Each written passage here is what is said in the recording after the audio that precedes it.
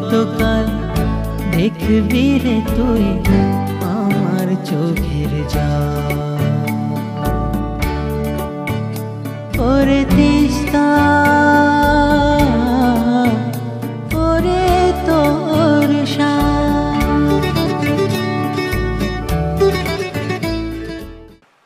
নমস্কার, জল সুন্দরী কথায় আমি সূর্যকমল।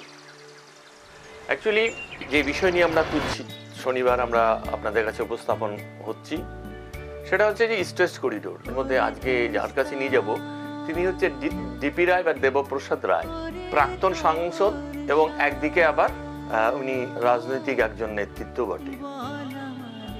তাই আজকে আমরা আপনাদের এই জল সুন্দরীর কথায় নিয়ে যাচ্ছি সেই সময়ে ডিপি রায় কি বলেছিলেন। আজকে আমরা আপনাদের কাছে নিয়ে যাচ্ছি ডিপি রায় বা মিঠুদার কাছে।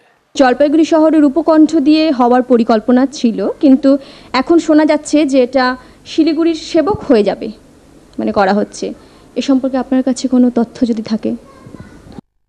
তথ্য সেরকমভাবে কিছু নেই, কিছু উড়ো উড়ো সংবাদ আমার কাছে আছে, এবং তার থেকে আমি যতদূর জানতে পেরেছি সেটা হলো যে তিনটে প্রস্তাব আছে। একটা হচ্ছে ঘোষপুকুর থেকে তিস্তা ব্যারেজ হয়ে ওদলাবাড়ি হয়ে মাল মেটেলি নাগরাকাটা অর্থাৎ এলআরপি ধরে বেরিয়ে যাওয়া।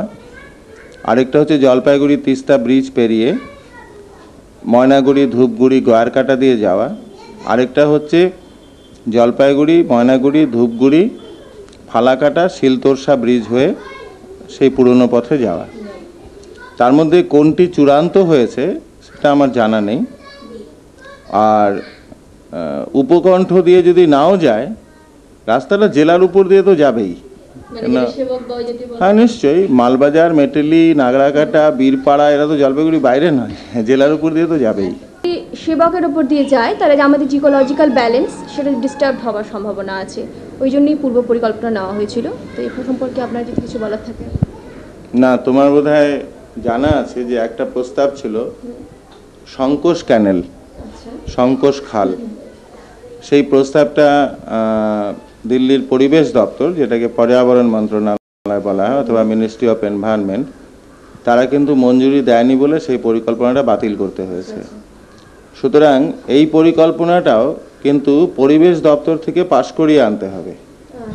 তো পরিবেশ দপ্তর যদি মনে করে যে ইকোলজিক্যাল ব্যালেন্স দারুণভাবে বিঘ্নিত হবে, ভারসাম্য দারুণভাবে ক্ষতিগ্রস্ত হবে, তাহলে তো মঞ্জুরিই পাবে না।